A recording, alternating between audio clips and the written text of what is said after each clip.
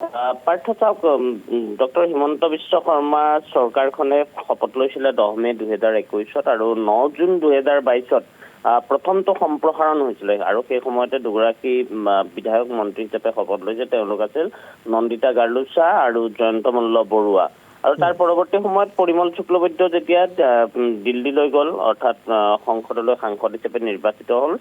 তেতিয়া কিছু ৰদবদল হৈছে আৰু 9 জুন 2022 কিছু ৰদবদল হৈছিল, বিভাগৰ সালসলনি ঘটিছিল আৰু 2023-ৰ 23 মেত কিছু বিভাগীয় সালসলনি ঘটিছিল। এই গোটেই সময়ছোৱাত যদি চোৱা যায় তেনেহ'লে এতিয়ালৈকে মুখ্যমন্ত্ৰীৰ হাতত কিন্তু বহুকেইটা বিভাগ আছে আৰু মুখ্যমন্ত্ৰীগৰাকীয়েও কৈছে শেহতীয়াকৈ যে মোৰ হাতত থকা বিভাগসমূহো মই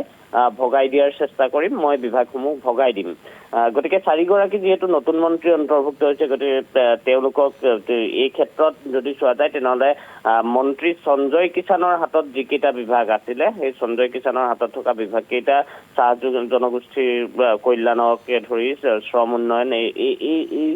শ্ৰম বিভাগ, এই বিভাগ কেইটা ৰূপেশ গোৱালাক দিয়াটো সেইটো অৱতাৰিতভাৱে তেওঁ পাব। আৰু তাৰ বিপৰীতে বৰাক উপত্যকা উন্নয়ন বিভাগ বুলি যিটো নতুন বিভাগ পৰহিৰ দিনটোত কেবিনেট বৈঠক কৰি গঠন কৰা হ'ল, সেই বিভাগটোৰ এই দুগৰাকী মন্ত্ৰী কৃষ্ণেন্দু পাল আৰু কৌশিক ৰায়, তেওঁলোকৰ মাজত কোনোবা এগৰাকীক সেই বিভাগটো দিব। এই ক্ষেত্ৰত অৱশ্যে যদি আমি চাওঁ তেনেহ'লে কৈছোৱেই যে 9 জুন 2022 কিছু সম্প্ৰসাৰণ হৈছিল। প্ৰথমতেই যে জয়ন্ত মল্ল বৰুৱা আৰু নন্দিতা গাৰ্লুচা অন্তৰ্ভুক্ত হৈছিল মন্ত্ৰীসভাত আৰু সেই তেতিয়ালৈকে যদি চোৱা যায় পাব্লিক হেল্থ আৰু যিটো বিভাগ আছে জনস্বাস্থ্য কাৰিকৰী, সেই জনস্বাস্থ্য কাৰিকৰী বিভাগটো পূৰ্বতে ৰঞ্জিত দাসৰ হাতত আছিলে। ৰঞ্জিত দাসৰ পৰা সেই বিভাগটো পৰৱৰ্তী সময়ত লাভ কৰিছিল মন্ত্ৰী জয়ন্ত মল্ল বৰুৱাই। তেনেধৰণে এনে বহুকেইটা বিভাগ আছে, যিকেইটা বিভাগ সময়ে সময়ে তেনেধৰণে সালসলনি ঘটিছে। আমি এই ক্ষেত্ৰত যদি ভালকৈ চকু ফুৰাওঁ তেনেহ'লে দেখিম যে এইটো মই ক'লোৱেই যে 9 জুন 2022 ৰঞ্জিত দাসৰ এই বিভাগটো জয়ন্ত মল্ল বৰুৱাৰ হাতলৈ গৈছিলে। ঠিক একেদৰে যদি আমি চাওঁ মিনিষ্টাৰ অফ কোঅপাৰেশ্যন, এই বিভাগটো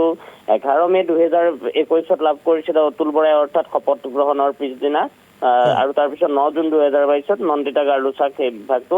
অৰ্পণ কৰা হৈছিল। তেনেধৰণে যদি চোৱা যায় চন্দ্ৰমোহন পাটোৱাৰীৰ হাতত, আপুনি মন্ত্ৰীসভাত যেতিয়া প্ৰথম দ্বিতীয়টো কাৰ্যকালত, অৰ্থাৎ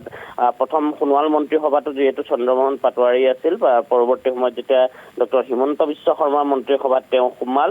প্ৰথমতে তেওঁৰ হাতত এই পৰিবহণ বিভাগটো তেওঁৰ হাতত আছিলে। কিন্তু পৰৱৰ্তী সময়ত 9 জুন 2022 যেতিয়া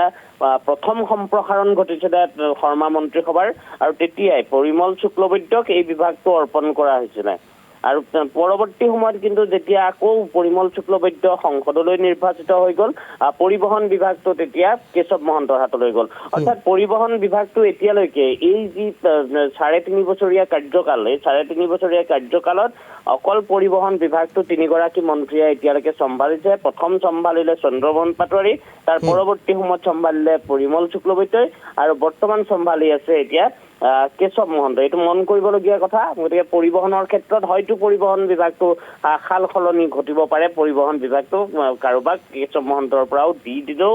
তাত আচৰিত হ'বলগীয়া একো কথা নাই। ৰাজু, মই মাজতে এটা বিভাগৰ কথা সুধিব বিচাৰিছোঁ, বিশেষকৈ শক্তি বিভাগটো সকলোৰে দৃষ্টি নিবদ্ধ হৈ থকা বিভাগ। শক্তি বিভাগটোৰ দায়িত্বত যিহেতু মন্ত্ৰী নন্দিতা গাৰ্লুচা আছে, বিভিন্ন সময়ত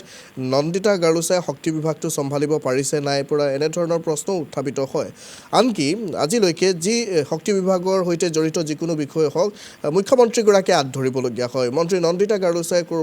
কোনোবাখিনিত যেন তেওঁ আঁতৰি থাকে নিজৰ বিভাগটোৰ পৰাই, সেয়া লাগিলে সাংবাদিকক সম্বোধন কৰাৰ ক্ষেত্ৰতে হওক, কেতিয়াবা বিদ্যুতৰ বিল অধিক আহিলেও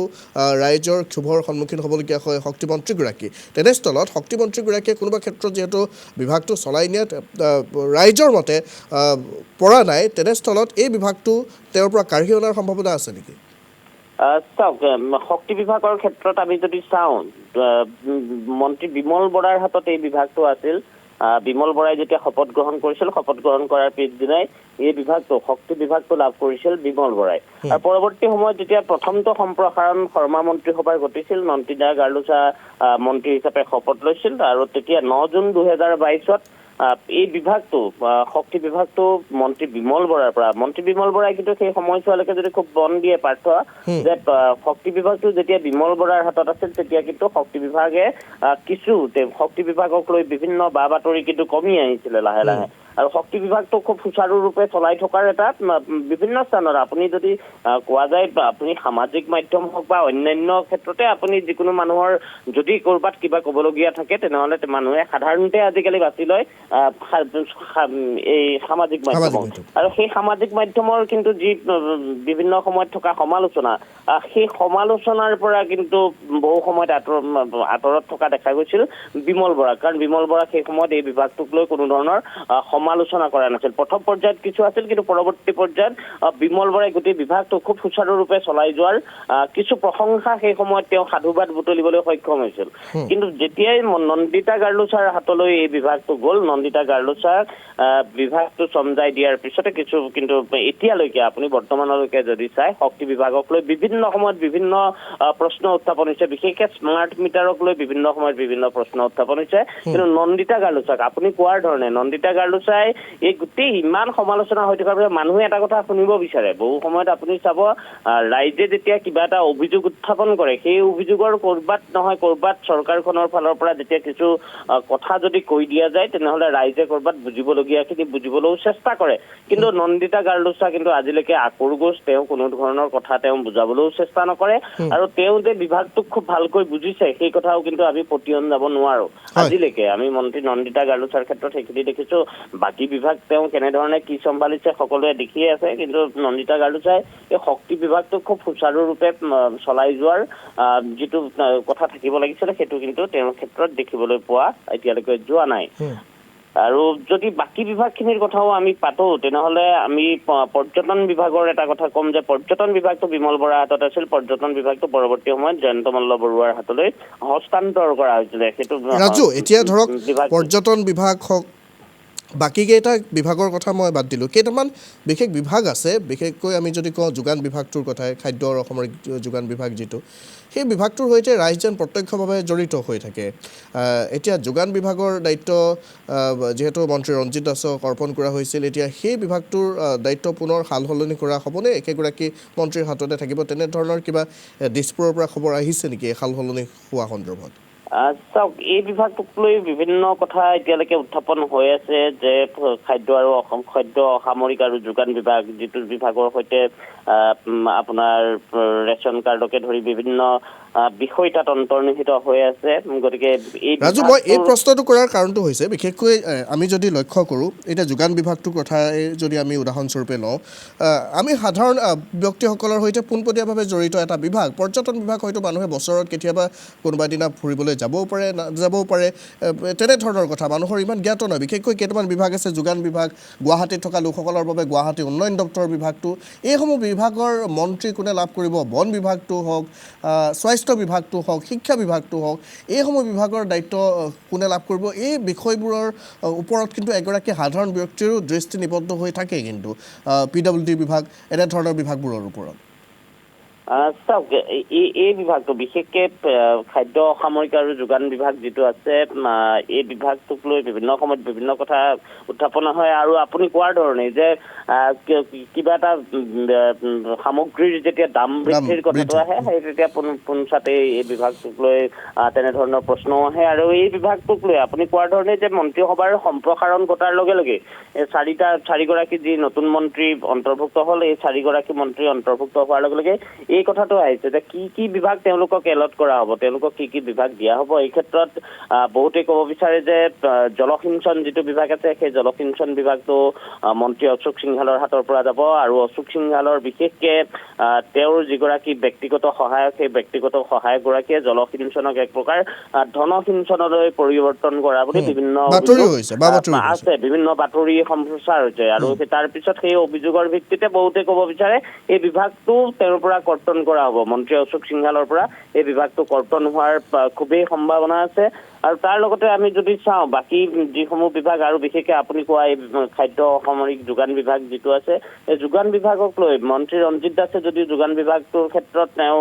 ঠিক ঠাকেই চলাই থকা বুলি বিভিন্ন সময়ত কথা আহে, কিন্তু এই বিভাগটো তেওঁ কাৰণ পঞ্চায়ত আৰু গ্ৰামোন্নয়ন বিভাগ তেওঁৰ হাতত এটা গুৰুত্বপূৰ্ণ বিভাগ আছে, সেই বিভাগটো সন্মুখত পঞ্চায়ত নিৰ্বাচনো আছে, যাতে সুচাৰুৰূপে তেওঁ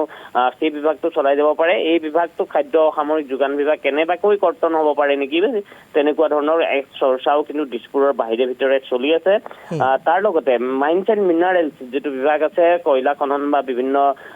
প্ৰক্ৰিয়াৰ সৈতে জড়িত, সেই বিভাগটো মন্ত্ৰী যোগেন মহনৰ পৰা কৰ্তন কৰিব বুলিও তেনেধৰণৰ কিছু চৰ্চা বৰ্তমান অব্যাহত আছে। আৰু তেনে যদি চোৱা যায় তেনেহ'লে কিছু বিভাগ, কাৰণ বহু কেইগৰাকী মন্ত্ৰী যিটো প্ৰশাসনিক যিটো ব্যৱস্থা সেই ব্যৱস্থাটো খুব সুচাৰুৰূপে চলাবলৈ, কাৰণ আপুনি যদি এগৰাকী মন্ত্ৰীৰ হাততে 4-5টা বিভাগ থাকে, তেওঁ কোনো এটা বিভাগত খুব ভাল তেওঁ কাম কৰিব পাৰে, কিন্তু বাকীকেইটা বিভাগত সমানে মন দিব পৰা তেওঁৰ হয়তো ক'ৰবাত কেতিয়াবা কিছু অসুবিধাৰ সৃষ্টি হয়। গতিকে সেই 4-5টা বিভাগ যিসকল মন্ত্ৰীৰ হাতত আছে তাৰ পৰা কিছু বিভাগ কৰ্তন কৰাৰ কথা এতিয়া ওলাইছে, তেনেধৰণে যে কৃষ্ণেন্দু পাল বা কৌশিক ৰায় তেওঁলোকক কোন কোন বিভাগসমূহ দিয়া হ'ব। উজনি অসমৰ পৰা যিহেতু প্ৰশান্ত ফুকন আছে, এগৰাকী জ্যেষ্ঠ বিধায়ক আছিল তেওঁ, গতিকে জ্যেষ্ঠ বিধায়কগৰাকীক তেওঁৰ যি কামৰ আজিলৈকে তেওঁ বিধায়ক হিচাপে যিখিনি কাম কৰি আছে সেইটোৰ হিচাপত বা তেওঁ এগৰাকী জ্যেষ্ঠতাৰ ভিত্তিতো তেওঁক কিছু সন্মানজনকভাৱে কিছু বিভাগ তেওঁক দিব বুলি তেনেধৰণৰ কিছু চৰ্চা আছে। ৰূপেশ গোৱালাৰ ক্ষেত্ৰত মন্ত্ৰী সঞ্জয় কিষাণে যিকেইটা বিভাগ কাম কৰি আছিলে সেই বিভাগকেইটাই চাহ জনগোষ্ঠী আৰু শ্ৰম বিভাগ, চাহ জনগোষ্ঠী কল্যাণ আৰু লগতে শ্ৰমৰ যিটো বিভাগ আছে, এই দুটা বিভাগ তেওঁ পাব বুলি সেই চৰ্চা চলি আছে। আৰু অৱধাৰিতভাৱে তেওঁ পাব, কাৰণ সঞ্জয় কিষাণে যিখিনি কাম আধৰুৱা কৰি থৈ গৈছে সেই কামখিনি পৰৱৰ্তী সময়ত, কাৰণ 26ৰ নিৰ্বাচনৰ কথা ইয়াত জড়িত হৈ আছে। 26ৰ নিৰ্বাচনৰ সাপেক্ষে যিহেতু মুখ্যমন্ত্ৰী ডক্টৰ হিমন্ত বিশ্ব শৰ্মাই এইবাৰ মন্ত্ৰীসভা সম্প্ৰসাৰণত যিকেইজনক ইয়াত মন্ত্ৰীসভাত অন্তৰ্ভুক্ত কৰিছে তাত 26ৰ কিছু অংক যিহেতু আছে, গতিকে বিশেষকৈ চাহ জনগোষ্ঠীৰ ক্ষেত্ৰত যিখিনি চাহ জনগোষ্ঠীৰ ভোটটো বিজেপিক যথেষ্ট গুৰুত্ব, গতিকে চাহ জনগোষ্ঠীৰ ৰাইজৰ ক্ষেত্ৰত কেনেধৰণে ৰূপেশ গোৱালাৰ যোগেদি কেনেধৰণে চাহ জনগোষ্ঠীৰ ৰাইজক পতিয়ন যোৱাব পাৰে যে এগৰাকী চাহ জনগোষ্ঠীৰ লিডাৰক তেওঁলোকে মন্ত্ৰিত্ব দিছে, যিগৰাকী নেতাই চাহ জনগোষ্ঠীৰ যি বিশেষকৈ চাহ মজদুৰ সংঘৰ সাধাৰণ সম্পাদক হিচাপে বৰ্তমান কাম কৰি যিহেতু আছে, গতিকে সাধাৰণ সম্পাদকগৰাকীক এই মন্ত্ৰিত্ব দিয়াৰ পিছত তেওঁ গতিশীলতা দিয়াৰ ক্ষেত্ৰত তেওঁক দিয়া বুলি বিভিন্নজনে ক'ব বিচাৰে। সঞ্জয় কিষাণৰ ক্ষেত্ৰত খুব অভিযোগ নাছিলে তেনেধৰণে, সঞ্জয় কিষাণে বেয়াকে কাম কৰিছিল বুলি, সঞ্জয় কিষাণতকে গতিশীলতা দিব পাৰিব বুলি তেনেধৰণৰ বিশ্বাসেৰে ৰূপেশ গোৱালাক দিয়া বুলি বিভিন্নজনে দাবী কৰিব বিচাৰে। গতিকে ৰূপেশ গোৱালাৰ ওপৰত কিন্তু প্ৰত্যাহ্বান থাকিব যে ৰূপেশ গোৱালাই চাহ জনগোষ্ঠীৰ বাবে কেনেধৰণে 1.5 বছৰত কাম কৰিব পাৰে আৰু 1.5 বছৰত এনে কি কাম কৰিব পাৰিব যি কাম সঞ্জয় কিষাণে কৰিব নোৱাৰিলে। ধন্যবাদ জ্ঞাপন কৰিছোঁ ৰাজু সবিশেষ তথ্যখিনি জনোৱাৰ বাবে। আমি পৰৱৰ্তী সময়ত পুনৰ আপোনাৰ সৈতে সংযোগ।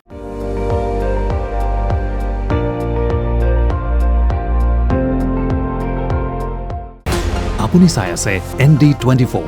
সৰ্বশ্ৰেষ্ঠ নহয় সৰ্বোত্তমৰ দৌৰ।